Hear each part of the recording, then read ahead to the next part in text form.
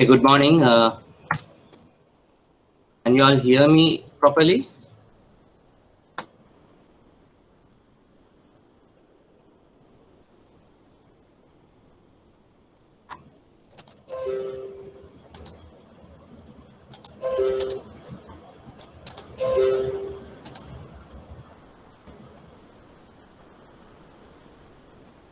Right.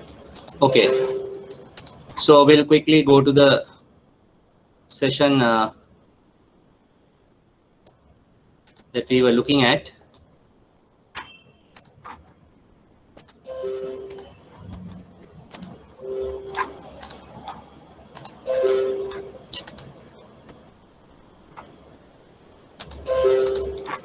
Right. So we were looking at financial instruments, and under financial instruments, we went through what is a financial instrument is, and then we looked at financial asset, financial liability, and what is an equity instrument. And when we went on to look at what the definitions are, and then we also looked at what were the principal changes from the previous standards, that is LKS 32 and 39, and from that, what is the change to the SLFRS 9. Then I also gave you all the classification, which is very important as far as your exam is concerned. In your financial statements that I have shared you when we were doing LKS 1, if you look at it, there is this classification is available there, right? So basically we have three types of classifications, namely amortized cost, fair value through other comprehensive income, and then fair value through profit or loss. So these three classifications are very important in the sense, when you are given a trial balance, you have to identify these three elements for your examination purposes. Okay. So what did we look at as amortized cost is? Amortized cost is the capital of an instrument plus its accrued interest. So whatever the interest that has accrued so far is called the amortized cost. Then when it comes to the fair value through other comprehensive income, means where there are certain instruments which may have changes in value due to the market rates, So those are going under fair value through other comprehensive income. And the last one is the fair value through profit or loss. This is again subject to market changes, but where the corresponding gains and losses are recognized in your P&L directly. Now, when you say FVOCI, that is where you recognize it in the other comprehensive income of your P&L. Okay, this other comprehensive income component goes directly to the equity. Then we also looked at what is a business model, then the contractual cash flow characteristics, and then how do we classify. So we looked at how to put it to a amortized cost, then how to take it to the fair value through OCI, and whatever the item that doesn't go into these two is put to the fair value through P&L. Then we also looked at how to decide on the business model test. Basically, you have two options. One is hold to collect.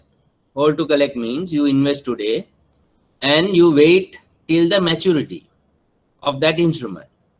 So at that point, what do? You collect your capital and interest together with the capital. Now this is called the hold to collect. Now there are instruments where you might hold them to collect capital, the interest and capital, but in between what you can do is you can sell those. Now generally what happens is government securities, treasury bills and bonds, that option is available where you can hold it for some time and then you can make a decision to sell. So that is known as hold to collect and sell. Then we also looked at an example how to decide on the business model test. Then we also looked at the SPPI test, which is known as the contractual cash flow characteristic test, right? And we also looked at the classification, how to classify based on this criteria. And then financial liabilities, there are only two classifications. One is the amortized cost and the other one is fair value through profit or loss. Okay. Right. Then we went on to look at impairment on financial instruments. Then I also explained you the background between the current statutory central bank provision and then how does it converted into the LKS 39, which is known as the incurred loss. And now we are going to look at what is the change from there to the SLFRS 9. Okay. So what happened when you are looking at incurred loss?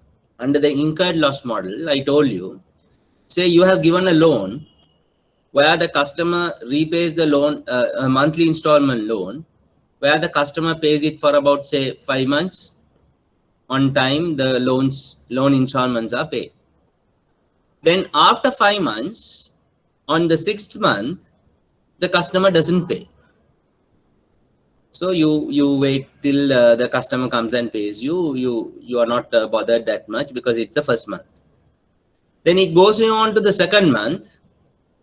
The customer doesn't pay. So now it is somewhat a warning signal to you to look into why this customer has not paid for the 2 installments. Okay. Now, when you go to the third month, if the customer still doesn't pay, then you obviously know this customer is going to be classified as a non-performing customer, or the loan is going to be classified as a non-performing loan. So that is under the central bank regulation. But now, in between this time period, actually speaking, you have some sort of signs or signals from the customer that he is undergoing some issue. That is why what he has been paying for the last 5 months has been defaulted on the 6th and 7th and also on the 8th months. So this becomes your triggering point. Your triggering point in the sense the customer is showing signs of not paying the loan. Now this we call it as normally a default point. Default point in the sense where the customer defaults your loan payment. Now this default point earlier was considered until you trigger that point, where say on the 5th month you don't get a payment, but when you go on to the 6th month you don't get a payment. On the 7th month you get to know that the customer has passed away. Now this particular point will be the incurred loss point for you, because you know that when the customer has passed away, you are not going to get the loan. You are not going to get the loan repaid. Now that is what we call it as incurred loss methodology. Now under that method, what you do, you consider that to be the triggering point, and then you start making impairment provisions. But now we are not going to talk about LKS 39 because LKS 39 is no more. Now our concern is SLFRS 9. SLFRS 9. So the conceptually, this is also known as impairment. And what do you mean by impairment? It is the loan loss provision or financial asset related provisions. When there is a doubt of recovery, then you have to make a impairment provision. It can be applied to loans, it can be applied to investments. You can apply it for any financial asset that seems to be not being repaid. So now what are we going to say is you you are required to look at this particular loan from day one. from day one, which is the origination point. So now under the central bank criteria, once it is going into the non-performing category, and then you keep there for another 3 months, and then only you start thinking about making a provision, because central bank guidelines are given like that. So you have to follow that. And these central bank guidelines are known as time-based provisions. Time, because you wait for 3 months, the customer goes into non-performing, and you wait for another 3 months, and then only you start making provisions. So the timeline is given to you. So based on the timeline only, you are making a provision. But when it comes to the LKS 39 related impairment provision, yes, we wait for about 1 or 2 months when the initial default happens, but initially we have to trigger the point of default under the LKS 39. So in the screen, if you see that the particular screen that I am showing you now, the bar that is indicated as CBSL is the point where it is classified as non-performing. But look at the ash color bar, which is a darker bar on LKS 39, which says origination point is there, 30 days the customer is not paid, but before it goes into the NPL, you have a triggering point, which we call it as the objective evidence point or default point. So this point, you start making impairment provisions. Now we are talking about something different, which is SLFRS 9. So what does SLFRS 9 says is, today you decide to give a loan to a customer, which is the origination point. And on this point onwards, you need to expect there is going to be a default by the customer anytime during its life of the loan. Okay, this is the life of the loan. From the origination point to the write-off point. Write-off point is where you are very certain that the loan is not going to be recovered, so you have to absorb the loss.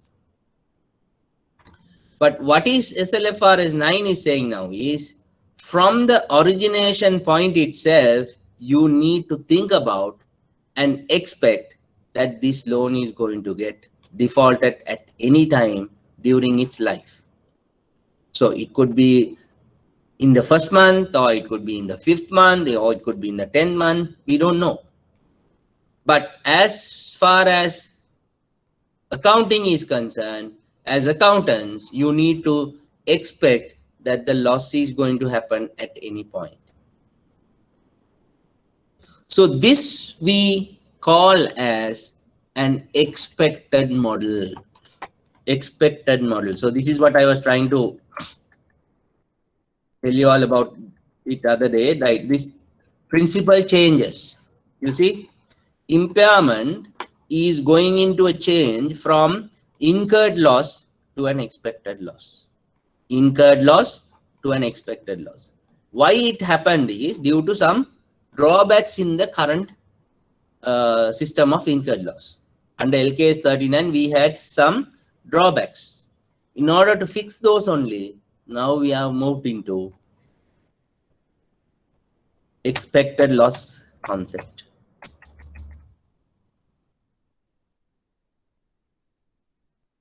Okay. So now you know from this point onwards to this point it is incurred loss, but now we go into something called expected loss. Expected loss. Actually, it is not this bar that I am telling you, because as far as the loan is concerned, the loss, expected loss can happen at any time. But what is explained here is, now this expected loss is going to get terminated into an incurred loss when the customer is actually facing a difficulty. Either he has passed away or his business has collapsed. Anything can happen, which we are going to look at subsequently. So based on that principle, we are going to classify the impairment on financial assets into 2 categories, namely individual impairment and collective impairment. What do you mean by individual impairment is where if you know the customer, when I say know the customer, that is not knowing him personally, we are very sure that the customer is going to default us. That is what I say as knowing the customer. Now, if you are sure that the customer is going to default you and not paying you, then that is an individual impairment for you. Okay, because you know this person, Mr. A or Mr. AB, or it could be a company. So anybody who is actually not paying you is going to get classified under individual impairment.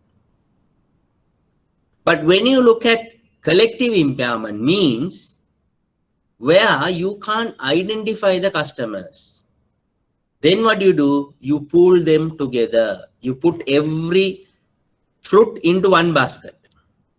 You put every fruit into one basket.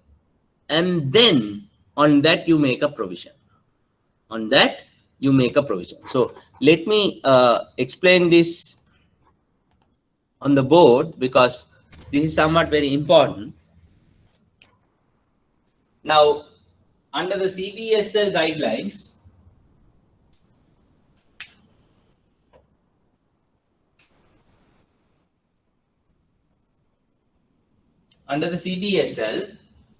we call it as provisions. Now here you call it as impairment, but there you call it as provisions. And this provision took two sides. One is where we call it as a general provision.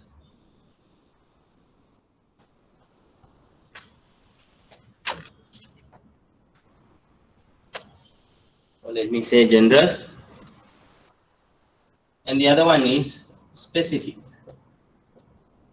Now, what do you mean by this? It's the same concept. Specific means you know Mr. X not paying, ABC company not paying. So very clear. Because they have problems. Mr. X, his business has collapsed, and ABC company, their turnover is coming down. So we know the facts. But there are people whom we don't know details. Details in the sense of why they are not paying, or maybe say there are no specific reasons identified. So what we do is we pool them together. We pool them together. Now by pooling them, we may not be able to make an exact provision. So that's why the central bank given us, you take the capital outstanding of these loans and make a provision of 0.5%. 0.5%. This is what the central bank rule says. When it comes to a specific provision, you know the customer, so you make a provision according to the customer's capital and what is not repaid. But when it comes to a general provision, where you don't know the reasons for the default by the customer, so you pool them together, take the total capital outstanding and make a provision of 0.5%. Okay. Now the same concept is going to be taken forward into the SLFRS 9. SLFRS 9. That's why I'm trying to explain this first to you so that you will understand what we are trying to establish under SLFRS 9. Now under SLFRS 9, again we are calling two criteria. One is the individual impairment. Okay, so I'll put this as provisions or impairment. Now one is we call it as individual impairment. So individual impairment, again it's the same concept. If you know the customer, reasons for the default, make a provision one by one. Now, if there is a situation where you don't know the reasons, then you pull them together and make a provision called collective. We call it as collective impairment. Collective impairment.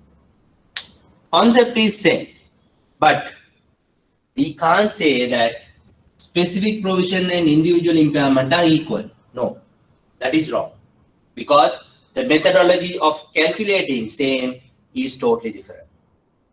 Then general provision and collective impairment. Yes, conceptually it is the same, because we are going to pool them and calculate a provision. But here you clearly have 0.5% to be applied, but here you don't have that option.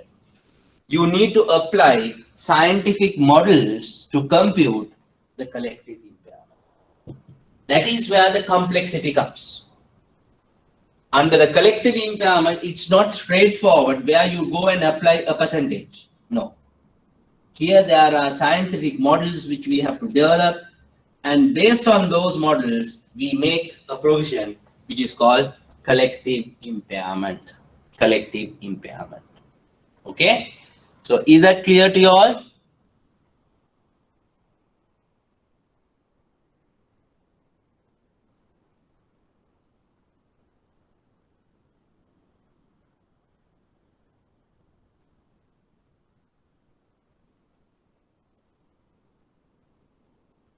Okay.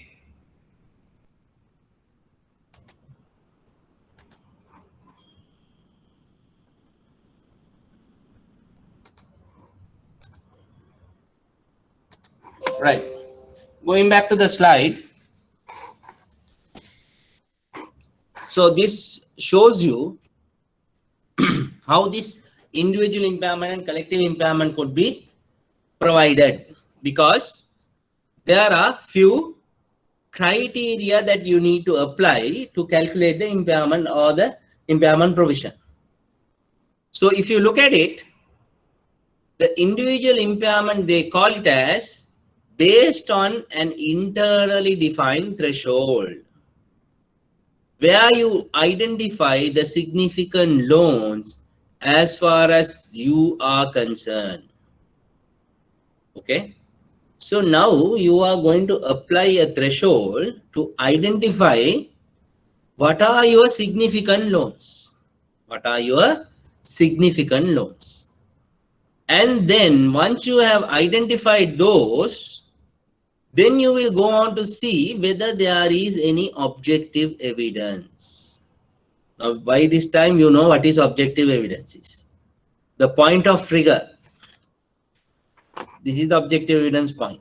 You see, loss of major customer or objective or incurred loss. So you have to identify an event where the customer, that is the reason for the customer to default.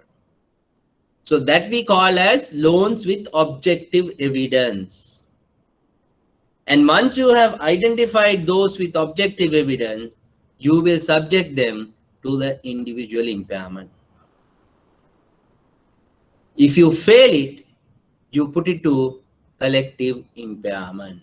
Collective impairment, where you will apply the scientific models to calculate the impairment provision. Okay.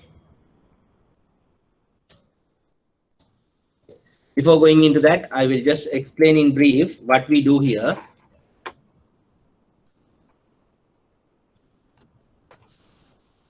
Let's go back to the board.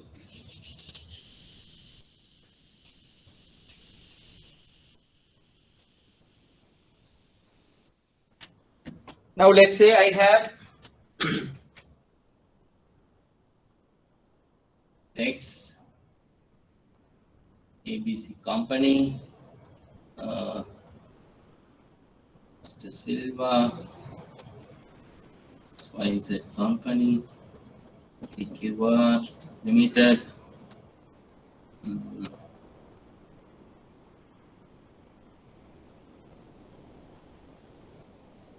Felix and Co. Okay, let's take, there are 6 companies. Now we want to calculate impairment provision on these 6 loans, let's say 6 loans given to these customers. Okay. So what do? I'll put some loan outstanding. Loan outstanding. Let's say here 13 million, 42 million, 16 million, 52 million, 78 million, and then 31 million. Okay. Sorry. Make it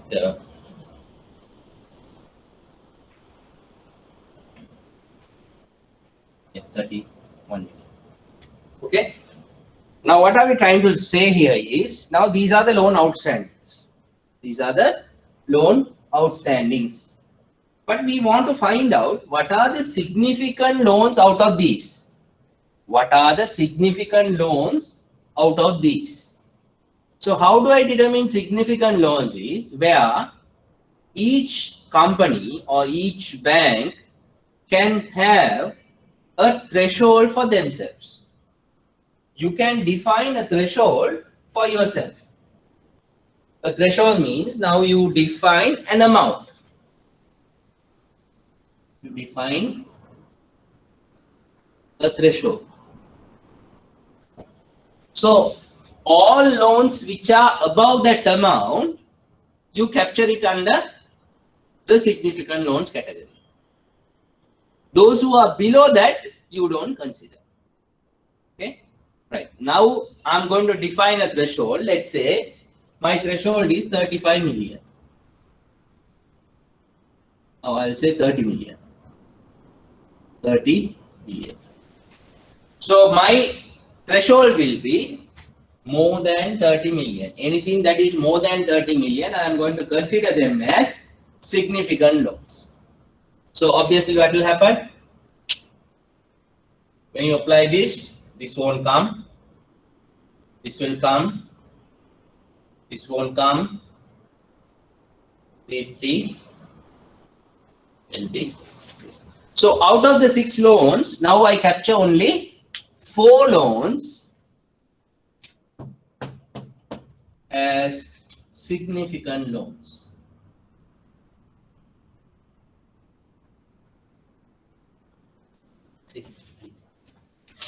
Okay, that is the first step. Then once you have identified the significant loans, now you have to see whether you have any objective evidence. Objective evidence. Objective evidence means any signs of default, whether the customer has passed away or he has lost his employment or he has lost the revenue, major portion of his revenue, or whether the company is totally bankrupt. There could be plenty of reasons. So you need to find out whether these 4 loans which got selected under the threshold are now subject to any objective evidence. So when I check that, I feel that this is subject to objective evidence. And this is not, and I'm taking this to be. So I'm just taking an example. So ultimately, you see, ABC company and Felix and company have got through the threshold test and now got through the objective evidence test. So now what is going to happen? These 2 companies, ABC company and Felix and company, will be subject to individual impairment.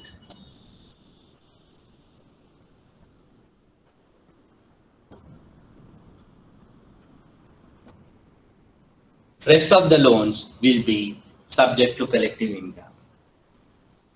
Okay, what do? We will put Mr. X, Mr. Silva, then XYZ company and PQR limited, all those into one basket, and we will calculate collective impairment for them. Collective impairment for them. Okay.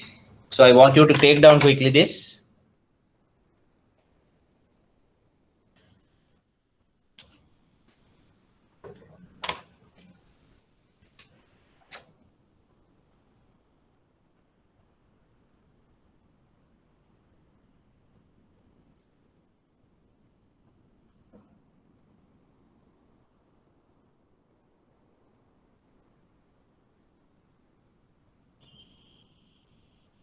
These are subject to collective impairment.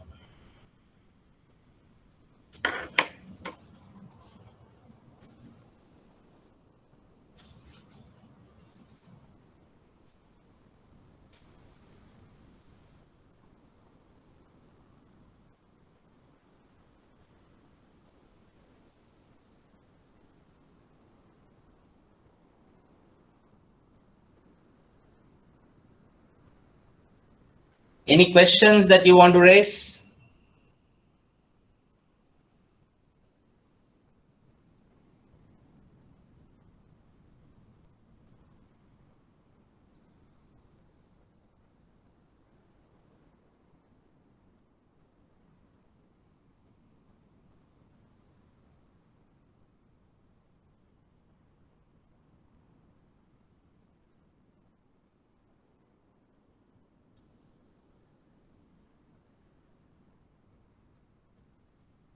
Okay.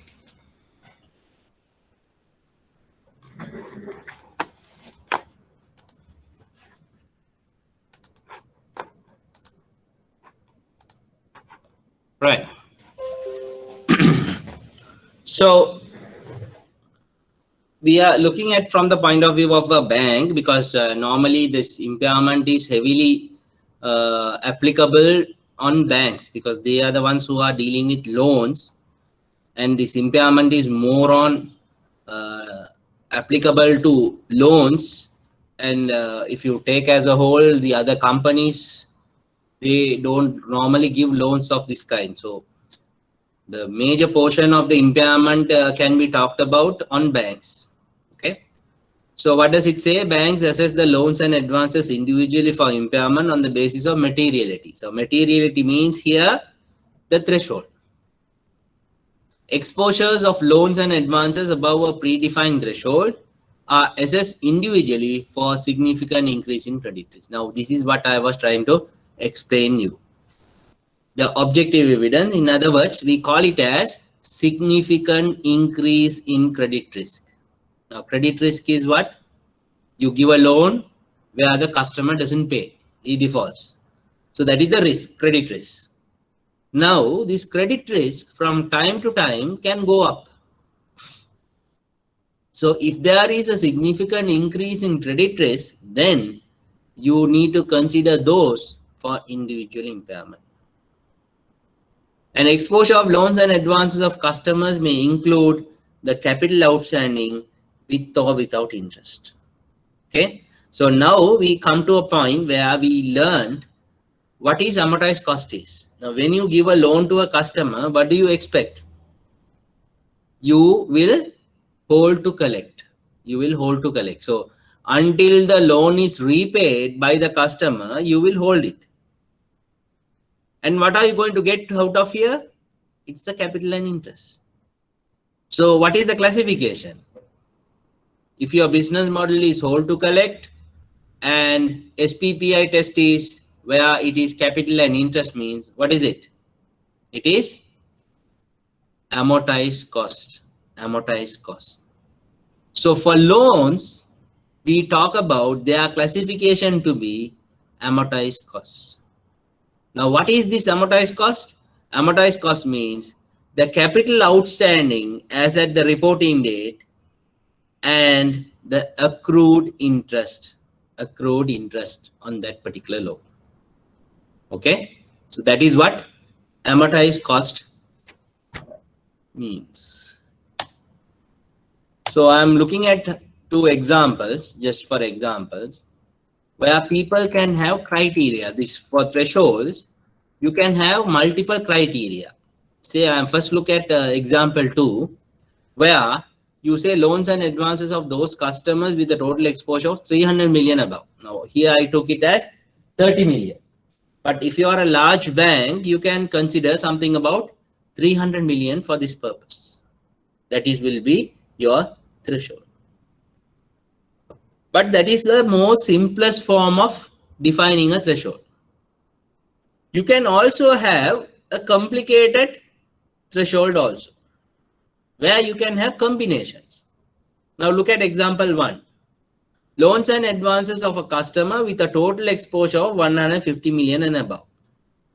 So if customers are there with total loans and advances where it exceeds 150 million, you can consider. Or means now you are giving options. Or a customer with an individual loan or advance of rupees 75 million. Now say a customer is having 5 loans. When you add the 5 loans outstanding, it is not 150 million. But there is one loan which is about 80 million. Then that becomes a significant loan. Then there could be customers again, or a customer with a total NPA of 25 million. So now when I say NPA, now you know where the customer has defaulted for 3 months. So it is very important that you need to know this concept of NPA also. NPA I have already explained to you. So if a customer is having a NPA exposure of 25 million or above, then again you can consider same for individual impairment. Okay. Now let's look at the workflow.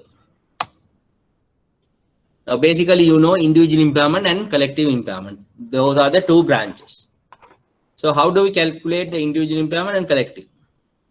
Now we are taking just an example where the customer's exposure is greater than 200 million. So if you say my loan outstanding is not 200 million, then what will happen? I will go into collective impairment. Okay. If not, I will come and check whether there is significant increase in credit risk. This is the same thing that I wrote on the board. So I'm just illustrating it by way of a diagram. Then if there is significant increase in credit risk or objective evidence, you have to now check, yes, I agree with you that there is significant increase in credit risk.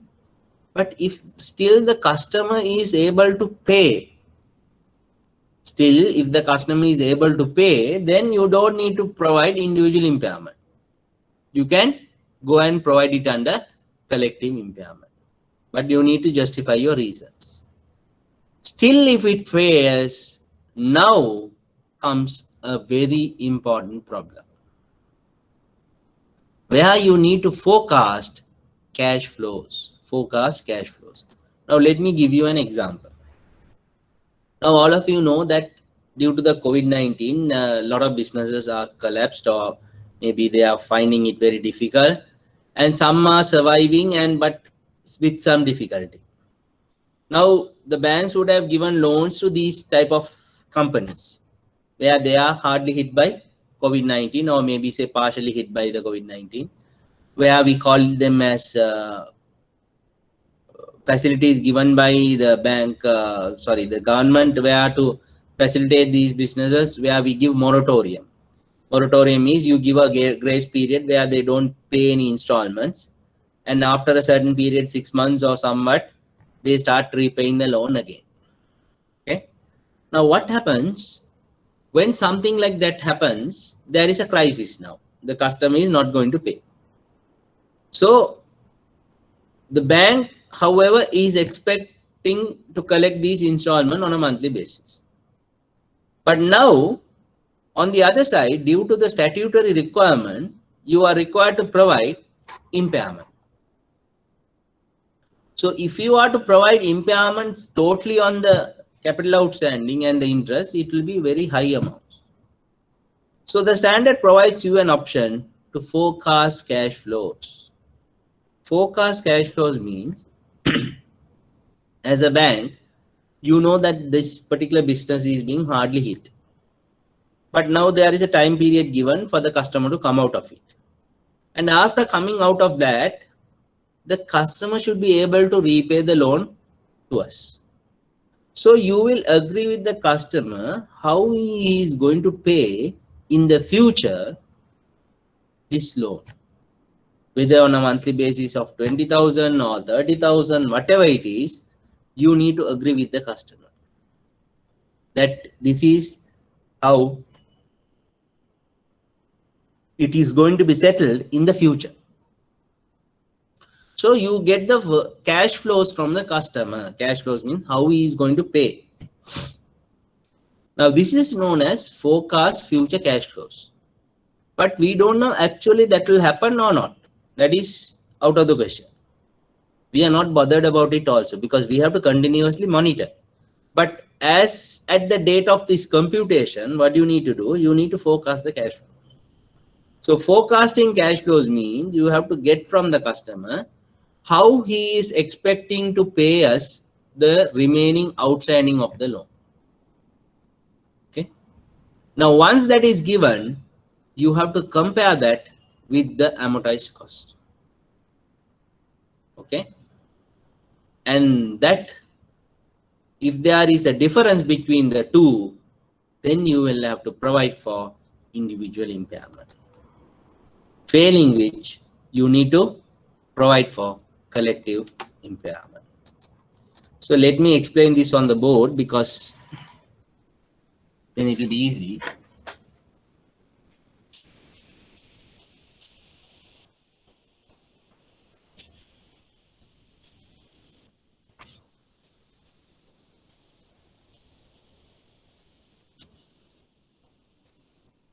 So let's say with all the activities, you have identified a customer. Okay. Let's say one customer has been identified. This customer has 3 loans. Loan 1, loan 2, loan 3. And the current outstandings are, let's say, 45 million, 35 million, and 20 million. Okay. So let's say 100 million. Altogether 100 million. Right? The monthly installment is the expected monthly installment. Let's say this is 0.5, 0.3, and 0.2. So altogether, every month you expect the customer to pay 1 million. You expect the customer to pay 1 million. Okay, all are in millions. Now, what are we trying to say? Now, this business has got affected by some reason, COVID-19 or something, and you are going to do a calculation as at, let's say, 30th September. That is the closest date that we have. 30th September, we are going to do a calculation. So what happens? Now you have to have a discussion with the customer. Now originally the customer was supposed to pay 1 million a month. Now with this impact of COVID-19 or some other reason, now the business is not that much strong. So the customer is unable to pay 1 million a month. But he says, somehow I will try and pay you, let's say, 0.4 million. 0.4 million. So that is 0.2 of this, 0.1 of this, 0.1 of this. So 0.4 million he agrees to pay. Okay. And this will be paid, let's say, for another for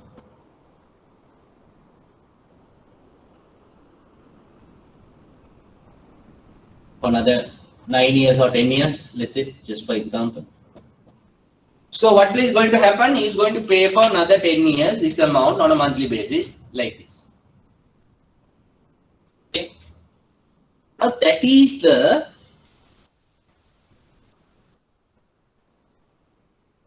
forecasted cash flow. Forecasted cash flow. Now, starting from October, he is going to pay this 0.4 for about 9 to 10 years. Now, what do you do when you are doing the computation for this date? You need to find out the future cash flows of those and discount them to this date, which we call it as present value. I hope you all know this, the concept of present value. PV is the present value of future cash flows. So that means you take the future cash flows and discount them to the current date, right? You call this when you are doing the NPV calculation, net present value calculation, you all do this, okay? But as far as the exam is concerned, I don't expect them for you all to test this calculation of present value, but you need to know what is present value. When you put out all the cash flows, discount them to this current date means that is your present value. Okay. So let's assume this is going to be the present value. Okay. This is going to be the present value. So he is not going to pay you the agreed 1 million previously, but he can pay around 0.4 million. So this is your forecasted future cash flow. So let's say you are going to pay this into how many?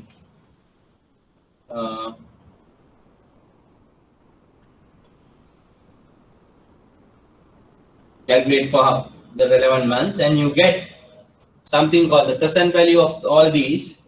Let's say comes up to 92 million. Okay, the present value comes to 92 million. Now, what is the total capital outstanding or the amortized cost? Let's say is 100 million. Amortized cost is 100 million. Present value is 92 million. Now you compare these two. Right? What do you mean by that? The customer is supposed to pay you 100 million, but based on the future cash flows, you will get only about 92 million. That is what we think now. So, where you are supposed to get 100 million, but you are getting only 92 million means your impairment is what? 8 million. So this 8 million is your impairment loss because you are supposed to get 100 million, but you will be getting only 92 million. Means there is a loss of 8 million. There is a loss of 8 million. So this is what we need to consider as impairment provision or impairment loss. Okay. Suppose if this is 102 million, just for example, what is the impairment provision? You are supposed to get 100 million, but you might get 102 million. So which means there is no impairment provision because you might be getting more than what you are expected. So in such a situation arises, then there is no impairment. But right now, let's assume that it is only 92 million. So you have 8 million as impairment provision. So this type of a question is what is expected in your exams. Okay, so I would like you to take down this.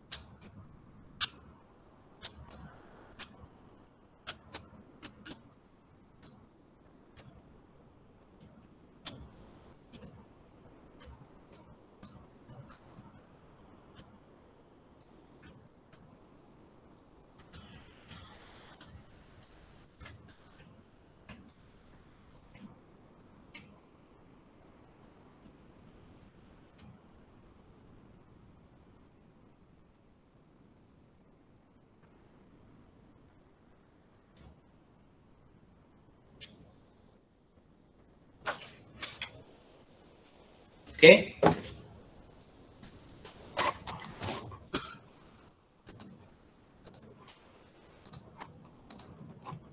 So this is what is given here.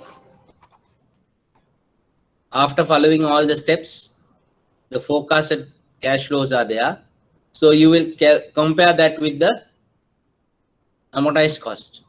If your present value of the future cash flows are greater than the amortized cost means, then it is not subject to individual impairment. Then again, it will go to the collective impairment, and whatever that is less will be subject to individual impairment. Okay. So the individual impairment process is of course threefold,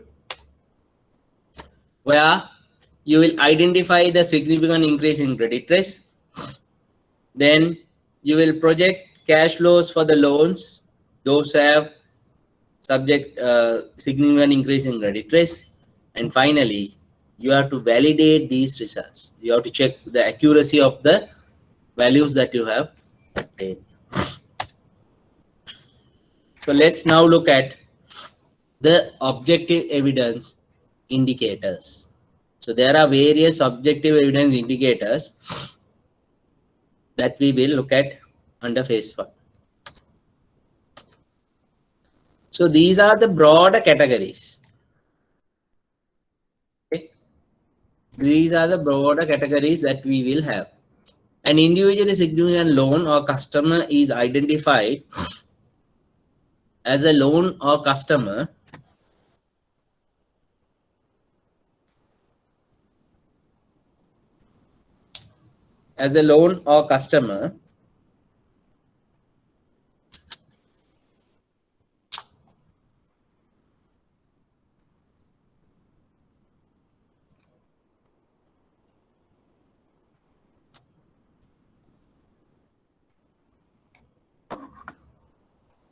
with indications of significant increase in credit risk if one or more of the following conditions exist. So a customer can have several reasons for the default.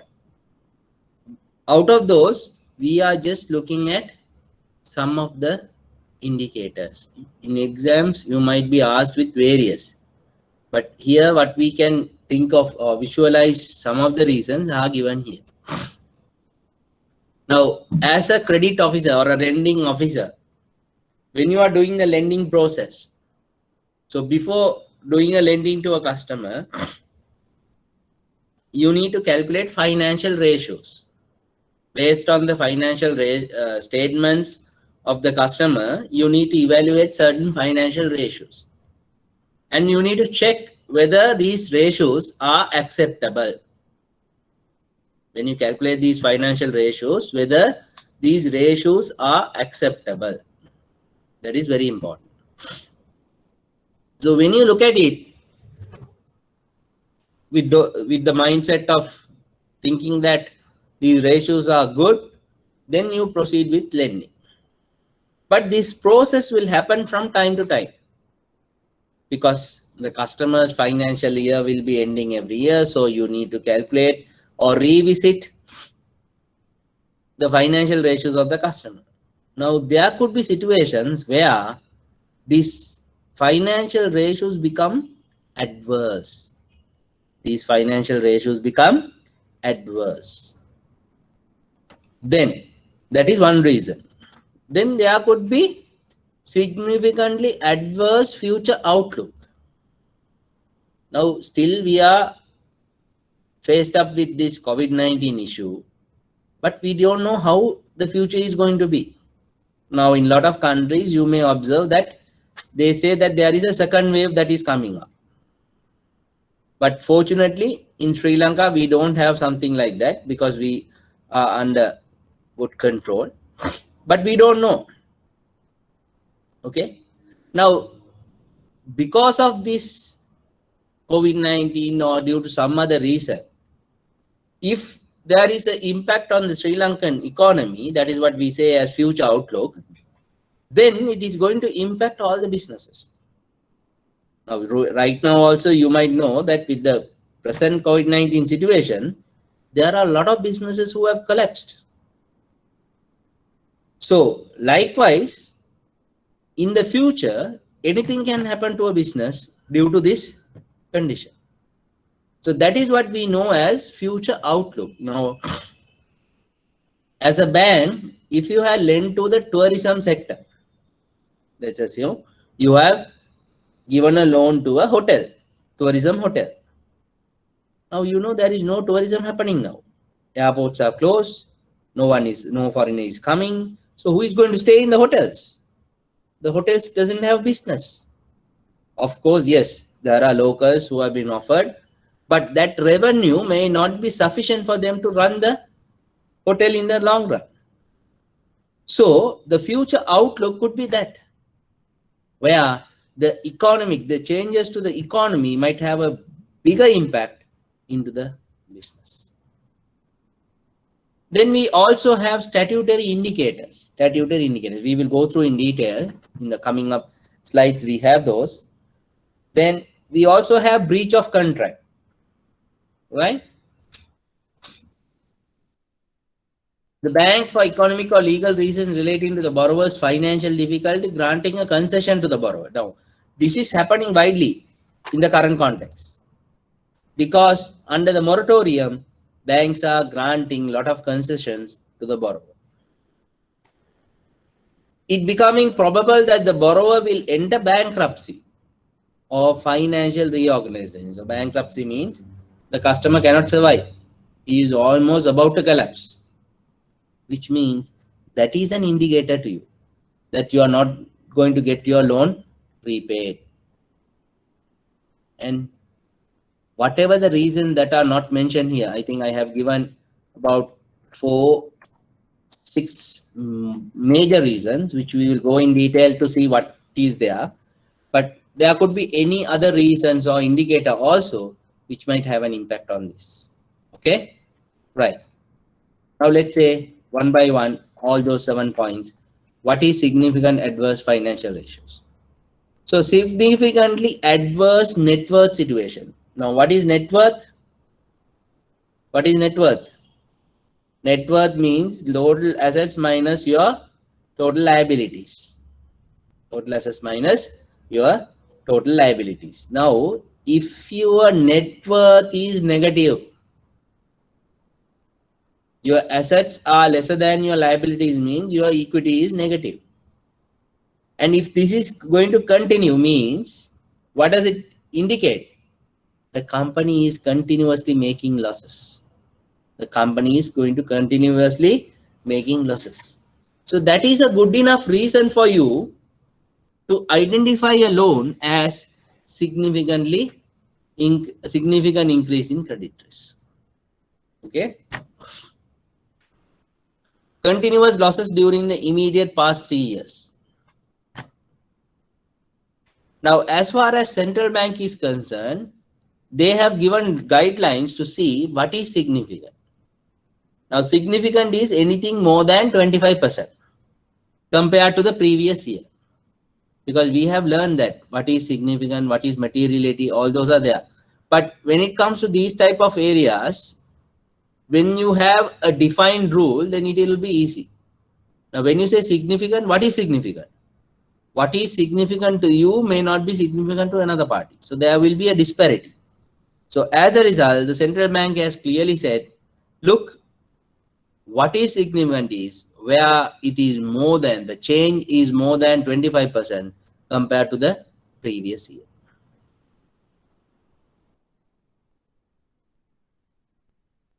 And there are other reasons where you can consider financial ratios have become adverse.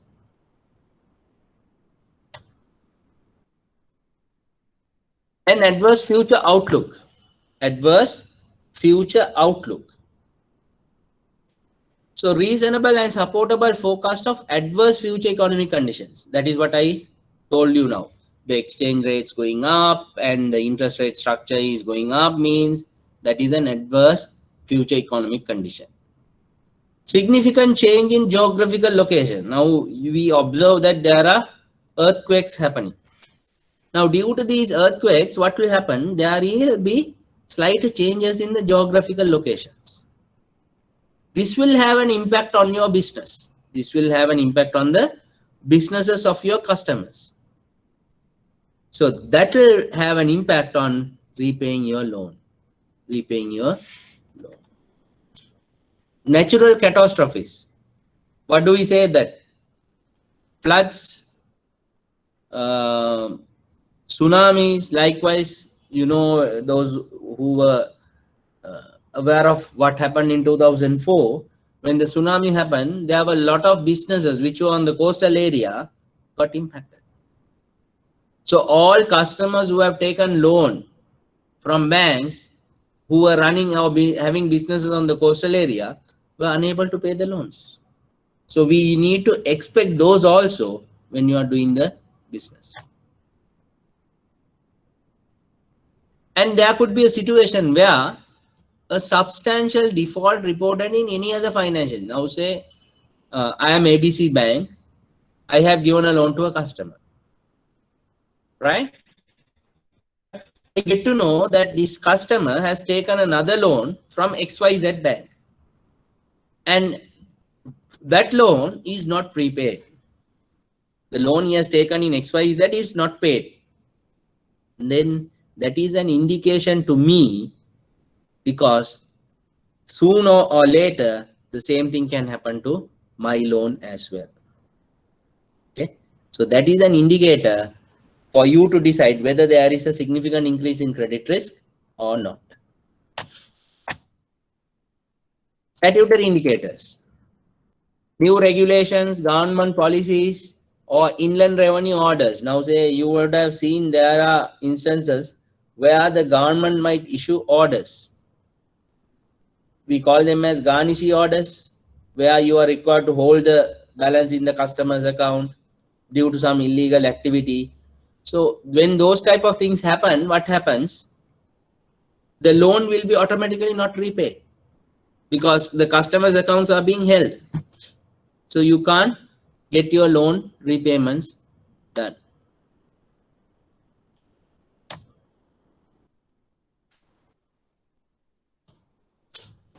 Then obviously we can say that when the customer doesn't pay you for 90 days, it's a breach of contract, because the customer has already agreed to repay you on a monthly basis. But if the customer is not paid for 90 days, means it is a breach of contract. It is a breach of contract.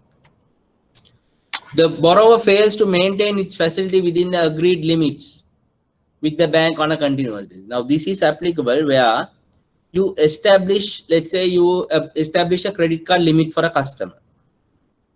Now every time the customer goes beyond the credit limit, goes beyond the credit limit for transaction. Now this happens when it comes to the overdrafts. When you give overdrafts to customers and establish limits, sometimes what happens, they go beyond the overdraft limit. But if this happens continuously, then it is a warning signal to you. Then it is a warning signal to you. Then the customer would have given standing orders to your bank to repay, to pay on a monthly basis to the insurance organization or to some other person on a monthly basis. So if these customers subsequently come and cancel all these, no standing orders, don't send them, which means the customer is now trying to avoid those transactions, which is an indicator for you for significant increase in credit risk.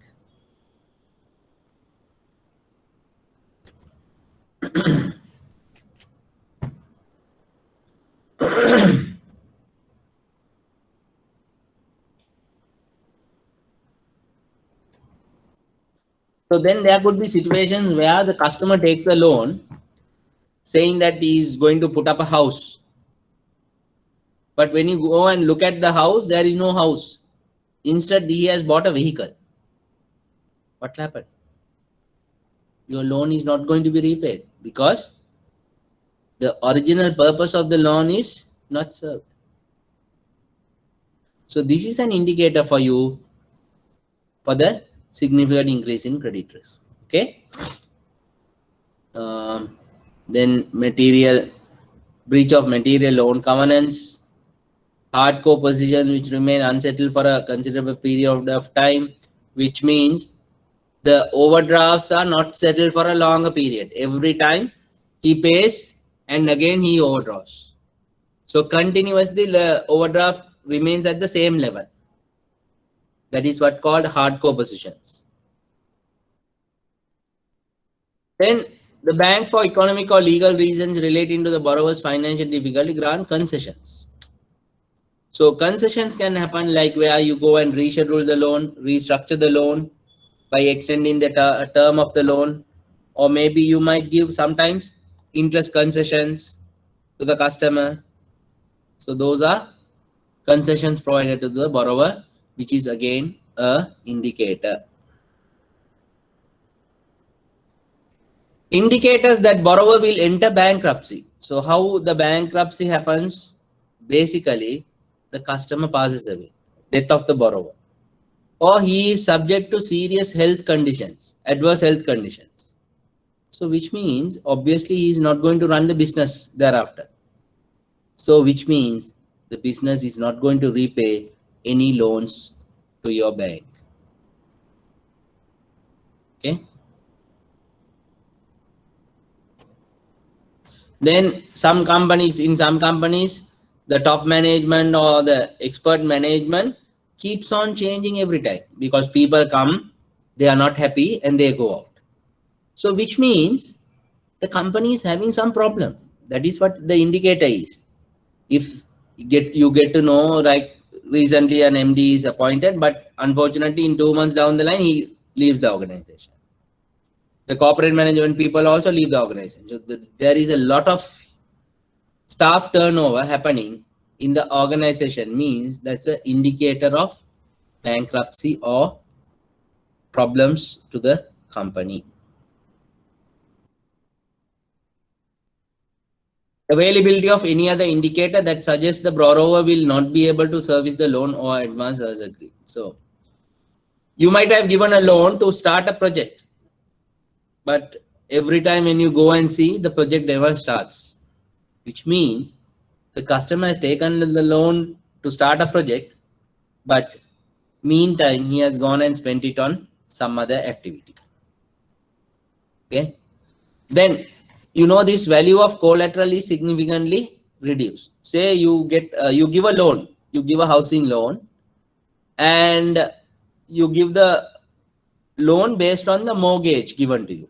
So he gives you the property to be mortgaged to you, and this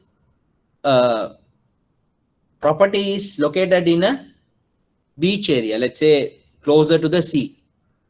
Okay. Now what happens? There is soil erosion happening. Every time when the waves come to the shore, then there is soil erosion happening.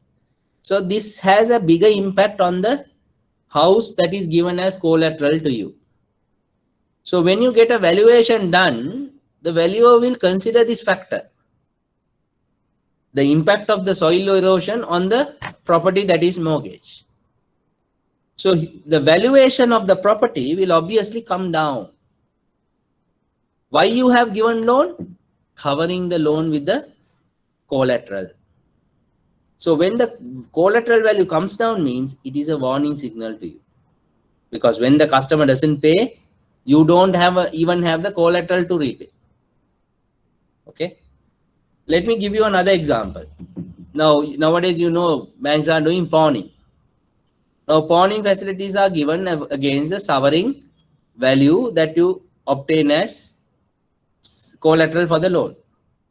So let's say you have taken sovereign or gold chain or whatever to give a loan facility, pawning facility. Now what happens in the global market? Gold prices come down. Gold prices come down. It happened maybe in 3-4 years back. It happened where the gold prices came down drastically. So when the gold prices come down, what will happen to the jewelry that you have taken as collateral? Obviously that value comes down.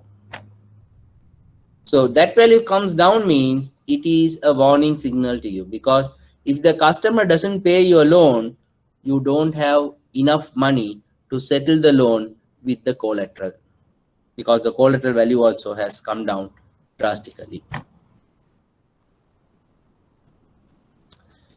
Then when a customer is subject to litigation, say if the customer agreed for a business which is acceptable, but later on he is doing some illegal business, so then it will be subject to litigation. Right. Phase 2 will be, now that is all phase 1. Now phase 2 will be projecting cash flows. Projecting cash flows means what I told you.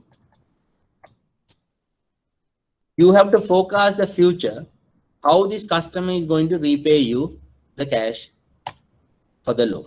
Okay. And based on that, you will calculate the present value. That will give you the future cash flow forecast. And finally, you validate the results. What do? You check the accuracy of the information captured to calculate the impairment, assess the reasonability of computed impairment. Those are the important aspects. So that is all about individual impairment. And finally, we have the collective impairment. So collective impairment, as I told you, based on scientific models that are subject to collective impairment. Okay. So collective impairment has 3 phases. We name as stage 1, stage 2, and stage 3. Stage 1 we know as the loans which are classified as performing. Stage 2 is where the loans and advances of any financial asset that is classified as underperforming. And stage 3 is all facilities that are classified as non-performing. So performing, underperforming, and non-performing, 3 levels. So there are 3 stages in which you compute the collective impairment. That is how you calculate the collective impairment. How these 3 stages are identified is, now when a loan is given today, and if it is not paid in the next month, and if it is not paid for more than 30 days, all such loans you put it under stage 1. Okay. So all loans which are not paid for a period of 30 days. Now likewise, this loan could be there not paid for up to 90 days. Okay. Then that you will put it under stage 2. Stage 2. And anything more than 90 days, you go and put it under stage 3. Anything that is more than 90 days will go under stage 3. So you are going to classify your loans into 3 baskets. What are the 3 baskets? Loans which are not paid for 30 days, loans which are not paid between 30 days and 90 days, and more than 90 days. By the way, you have to know these classifications also. Based on central bank provision, LKS 39 provisions, and SLFRS 9 provision. So we go and apply something called, now I told you, collective impairment or the SLFRS 9 impairment is based on expected loss. Expected loss. So this is how the loss will be calculated. How? 0 to 30 days will be stage 1, and we calculate based on 12 months expected loss. 31 to 90 days is stage 2, that will be lifetime credit losses, and more than 90 means lifetime expected loss, which may include collective or individual.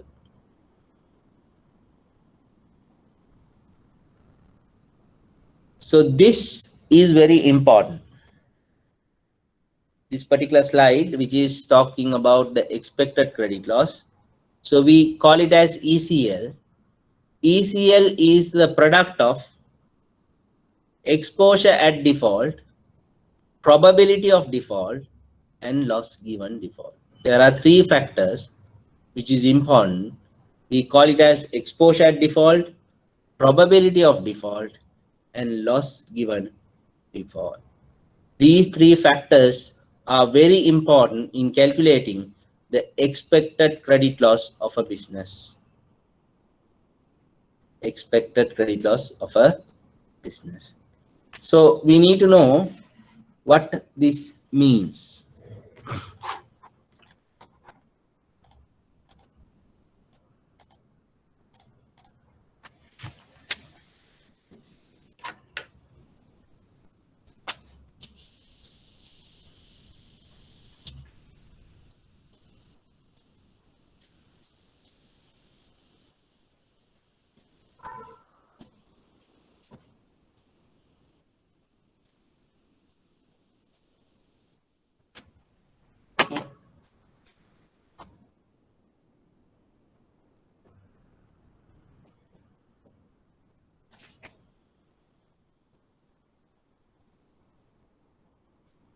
So expected credit loss is exposure at default, probability of default, loss given default.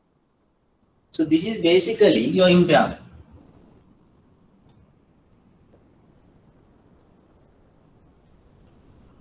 But what impairment? Collective. Okay. So what do you mean by these three factors? Exposure at default. When you initially identify the customer is going to default you identify a default point. So at this default point,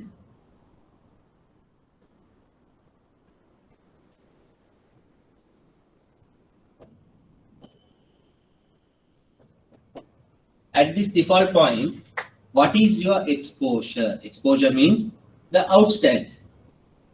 Actually, there is an underlying calculation down where you have to look at the remaining loan installments and you have to discount them and identify the exposure at default. But we are not going to complicate the calculation as such. Identify it as the default point exposure. Then you have the probability of default.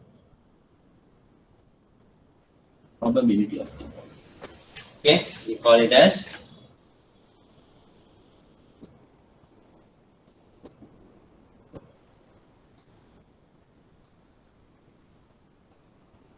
now probability of default is where what is your expectation about this loan?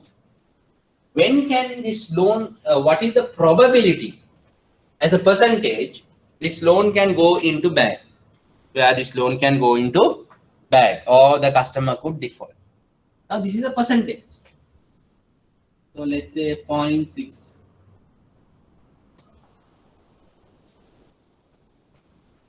Okay, 0.6%. Now what does this mean? There is a 0.6% of chance that this loan can go into bad. That this loan can go into bad. That is what it means. That is what it means. What is the probability that this loan can go into bad? Okay. Thirdly,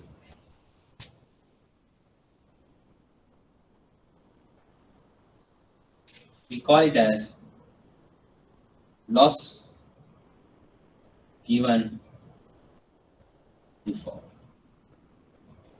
Loss given default. Now, let's assume that this loan has gone into default now. Yes. But during the lifetime of the loan, what could be the actual loss that I might have to take? So what we do is we go and do a calculation based on historical information.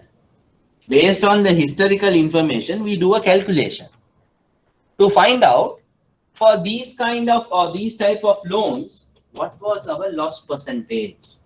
What was our loss percentage? So historically, when I go and say every time when I had amortized cost of 100, I managed to recover only 65%. 65. Okay. Whenever historical, I am saying that whenever my amortized cost was 100, I managed only to recover 65%. So which means, what is my loss? 35 or 35%. Okay. So this is what I'm trying to look. Historically, what was my loss experience? Historically, what was my loss experience? So for these type of loans, my loss experience was 35. Yeah, let's say it's 100 million.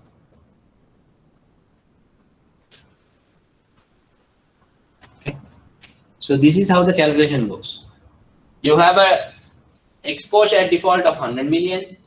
Your probability of default is 0.6%. LGD is 35%. So what do you do? 100 million into 0.6% into 35% is your collective impairment. Collective impairment. Okay. Do you agree? This is what collective impairment is. Now, actually speaking, these collective impairment calculations are much more complex. It is very complex. And banks also, what they do is they go for the services of external consultants to develop models for these. That is why we call them as scientific models. Statistical models are developed to calculate these. These are not straightforward. These calculations are not straightforward. Of course, LGD is very simple. That calculation you can do. But when it comes to this probability of default and exposure at default, those are much more complicated models. So, all in all, to calculate the collective impairment, there are complicated and complex models which we have to use. So, as a result, your examination might not require you to calculate impairment, collective impairment using that amount of complex models. But it will be very straightforward, something to do with this formula. This formula has to be remembered. Expected credit loss is equal to exposure at default into probability of default into loss given default. Loss given. So this is what expected credit loss is, or in other words, the collective impairment. So please take down this.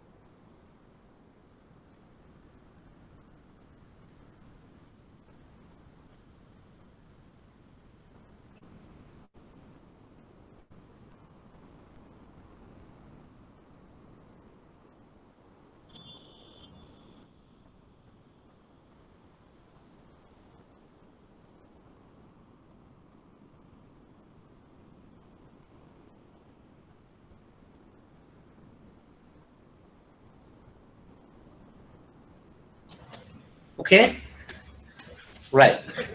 So that is all about collective impairment. And the last part that we have is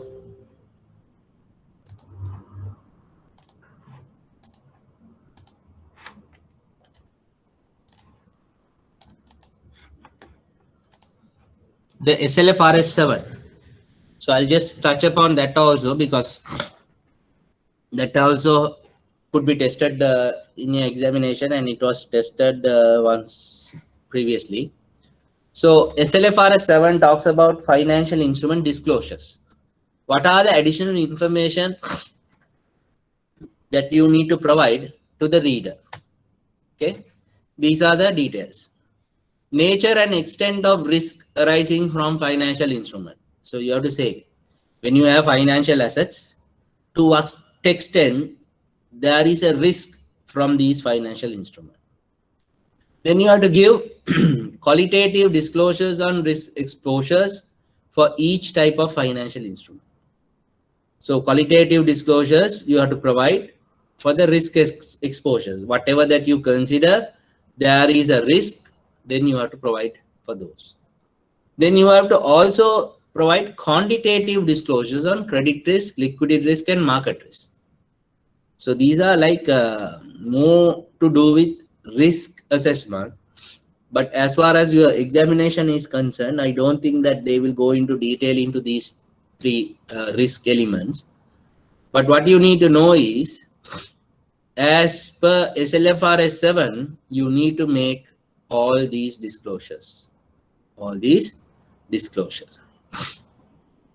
Then concentration of risk, qualitative disclosures on management objectives, policies, and processes for managing risk arising from financial instruments. So this is actually, if you look at an annual report of a company, where this SLFRS 7 comes under financial risk disclosures. There is a section called financial risk disclosure. Under that, they make all these relevant disclosures. You can go through them under the notes and notes to the financial statements. Towards the latter part of the notes, you will observe the financial risk management disclosure. So that you can go through just to get an idea what information that the companies may disclose. Okay. Right. So that brings us to the end of SLFRS 9. So I would say this would have been somewhat a complicated topic. But if you have any questions, please feel free to ask before we move on to the next topic.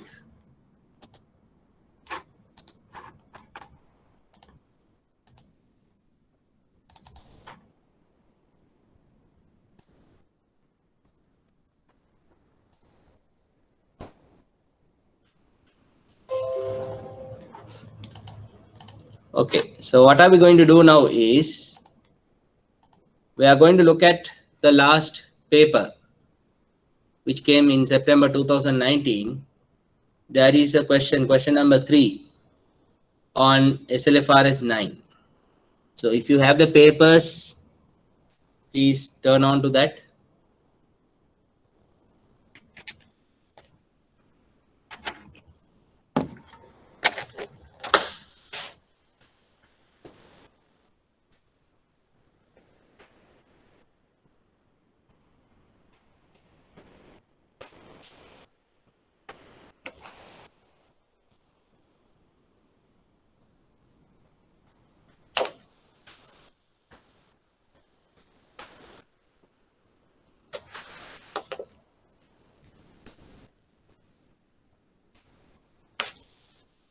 Okay, so others should be able to look at from the slide, but I might, whenever I shift to the board, you might find it difficult. So let's try to go through it. The question is, the new Sri Lanka accounting standard SLFRS 9 financial instruments is effective for accounting periods beginning on or after 1/1/2018. Okay, so that is very clear. The new standard SLFRS 9 was effective from the accounting period from 1/1/2018. So now we are almost into the third year of reporting. This year would be the third year of reporting. Okay, right. What is the question? Part 1. State 2 subsequent measurement approaches applicable for financial liabilities. They are talking about financial liabilities under SLFRS 9. So we have learned that. What are the 2 subsequent measurement approaches for financial liability? Now here you have to make a decision whether it is financial asset or financial liability. You have only subsequent measurement methods as 2. So what are the 2 subsequent measurement methods? One is at fair value, then the second one is at amortized cost. One is at fair value, the second one will be at amortized cost. Those are the 2 important ones.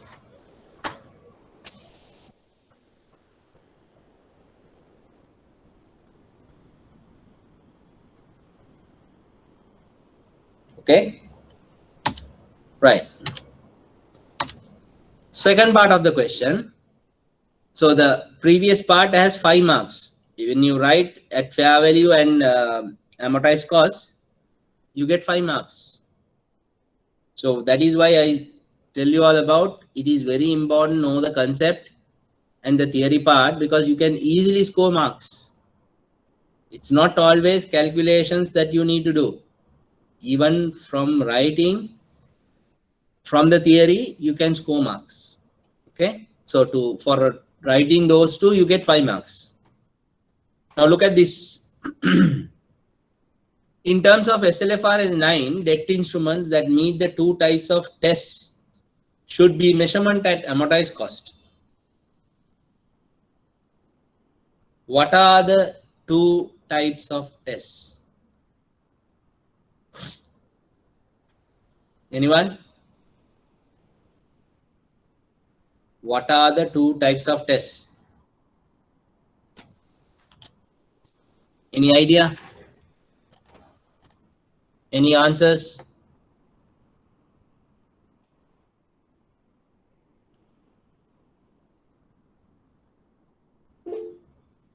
Yes, business model test. The other one?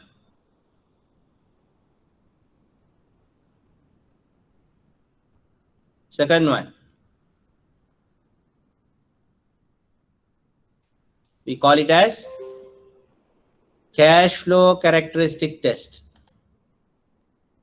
Cash flow characteristic test. Okay.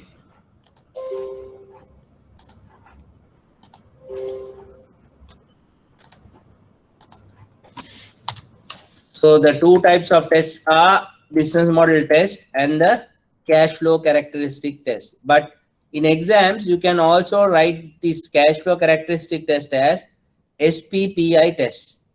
SPPI test is also the correct answer. Solely payment of principal and interest. That is also applicable. Okay.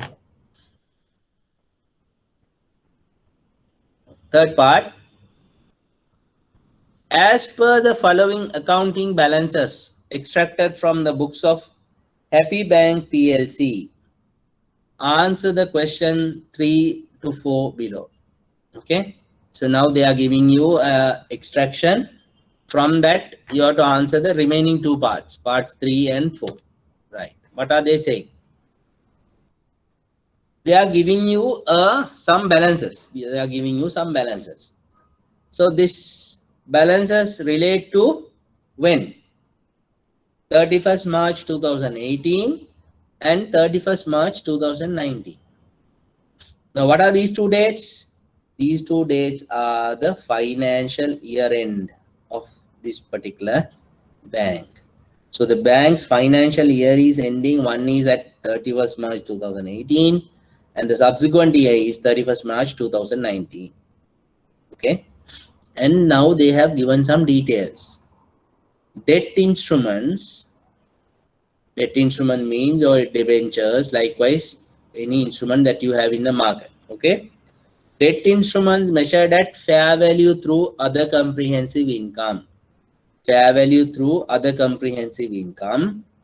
They say the number of debt instruments, no purchases or sales from, so they assume that there are no purchases and sales. The number of debt instruments is remaining on 1,000. Okay, number of debt instruments. So how many debentures are there? If it is a debenture, 1,000 debentures in March 2018 as well as in March 2019. Then they say cost per debt instrument. So to what value we have purchased? By paying 150 rupees per instrument.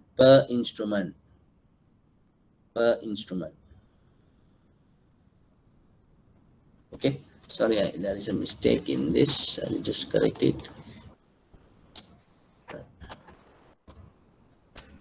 Okay, so one instrument is worth 150 rupees. You have paid 150 rupees and purchased it.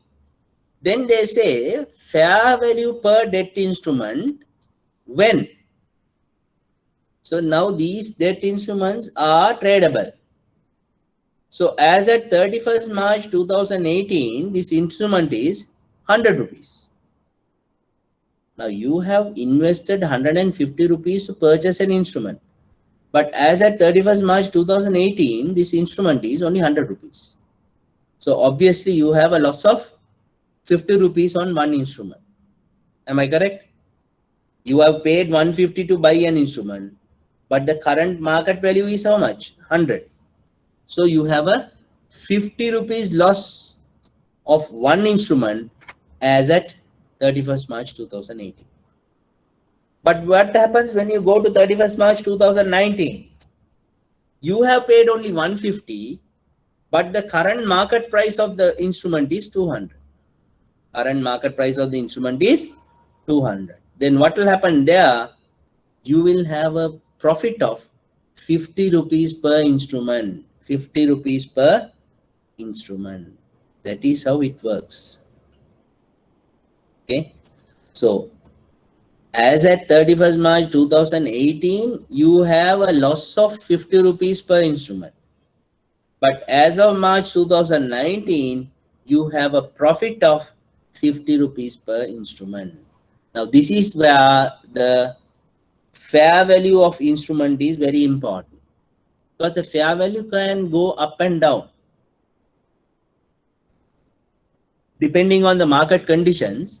The fair value can go up and down. As at 31st March 2018, it was 100 rupees. But when it goes to the 2019, it went up to 200 rupees. So when the price goes up means you get a gain. That is a profit to you. When the prices go down, you have a loss. Okay, right. I'll hold on to the second part, which relates to the loan, but let's look at the question number 3. Calculate the fair value gain or loss on debt instrument as at 31st March 2019 and write the relevant journal entries. Now you see, journal entries we learned maybe in the 3rd or 4th lesson. Okay. Now that was totally a separate section. But now here comes, you are trying to do a question in SLFRS 9 where they come and combine the subject of writing journal entries. Okay. So journal entries means you have to say what is going to be get debited and what is credited. Okay. But first thing first, you need to calculate the fair value gain or loss on this instrument.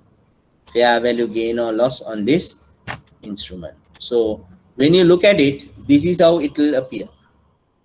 Cost of the debt instrument is 150,000, because 150 rupees into 1,000 will give you 150,000.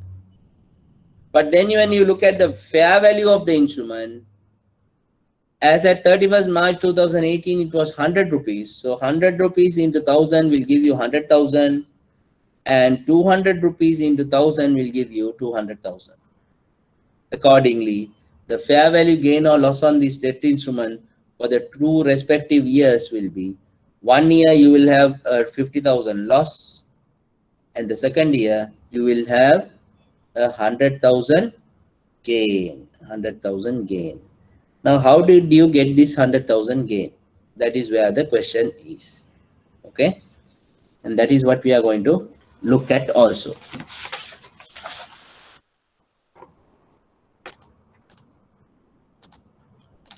So if you look at the board,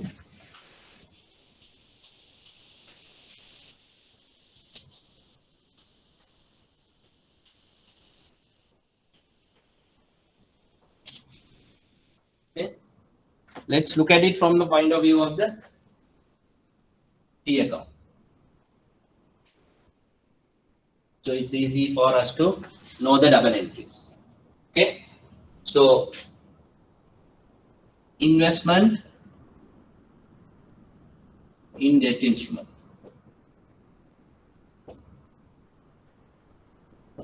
So this, you know, the value of an instrument was 150 rupees and you had 1000 investments or 1000 instruments. So your brought forward balance would be 150,000. 150,000. And as at 31st March 2018, your value or the fair value per instrument is 100 rupees. So 100 rupees into 1000 means your value is 100,000. 100,000. So what do they say? Your investment value as at 31st March 2018 is not 150,000, but it has to be 100,000. 100,000. So what do? You have to carry forward 100,000 here, and your brought forward will be 100,000. This is 31st March 2018, 31st March 2018. How do you balance this? 100,000, here 150,000, here also 150,000. But in order to balance this, you have to put 50,000. So when you are crediting 50,000 here, what will happen? There will be a fair value loss or fair value gain or loss. Let's say you will have to debit 50,000 here. So investment in debts, this is fair value gain or loss. Okay, this is the 50,000 loss that you will incur on 31st March 18. Okay. Now you go to 31st March 2019. What do they say? One instrument is worth of 200 rupees and you have 1000 instruments. So 200 into 1000 means 200,000. So now, as at 31st March 2019, your carried forward value will be 200,000. So your brought forward also 200,000. This is on 31st March 19, 31st March 19. Okay. Now what happens?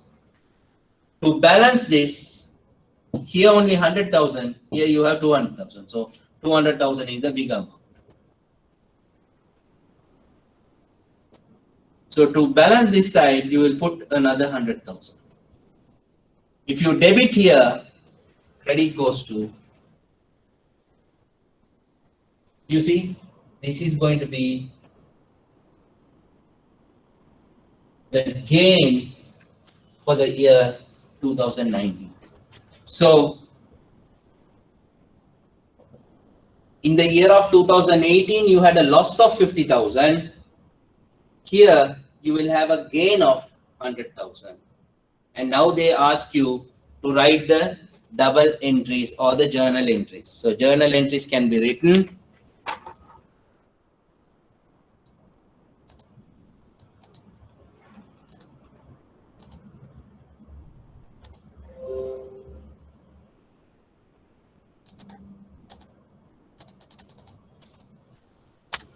So first you have to calculate the gain or loss. That is what I explained you in the board. And now when you look at the double entries, debit, debt instrument measured at fair value 100,000, credit, other comprehensive income. You see, this is other comprehensive income, other comprehensive income. Okay. So from where do you get that? There in the question itself, you see, they say debt instruments measured at fair value through other comprehensive income. So you don't have to think separately. Classification is already done for you. So what you will do, debit, debt instrument measured at fair value through other comprehensive income, and credit, other comprehensive income. Now suppose this was an instrument where it was fair value through P&L. What will you do? It was fair value through P&L.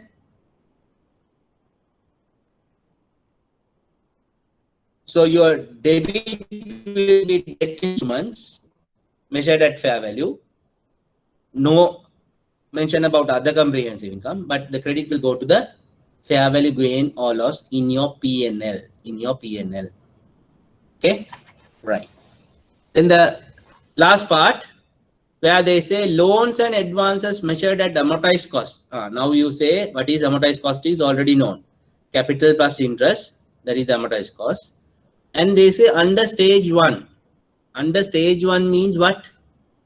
Now this loan is not paid for 30 days. Not paid for 30 days. Okay. Look at what is coming below.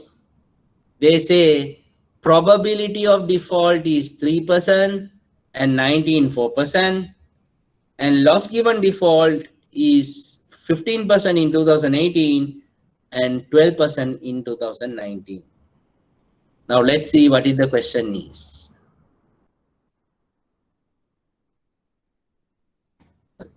They say if Happy Bank PLC calculates the impairment on loans and advances on collective basis. They are calculating it on collective basis. What is the impairment charge for the year ended 31/3/2018? 31/3/2018. So it's very straightforward. As I told you, every factor is given to you. Exposure at default is given, probability of default is given, and loss given default is also provided to you. So it's a matter of applying the formula. What is collective impairment? EAD into PD into LGD. So 1 million into 3% into 15% will give you 4,500. So even though there is a loan of 1 million outstanding, the expected loss is only rupees 4,500. You see, that is what they are trying to explain here. You may have 1 million outstanding, but based on the current scenario, you will only have a loss of 4,500 rupees into your P&L. That is what it means. Okay, so this is a pretty straightforward question where you can do it, and easily you can score the 20 marks. Easily you can score the 20 marks. Okay, so there is another question on question number 5. You can give an attempt on that also, and we will do it at next class. And then in September 2017, question number 5 also you can try and do it, right? Don't refer to the model answers or anything. If you have, just try to do it by yourself. So next class I will explain it to you. And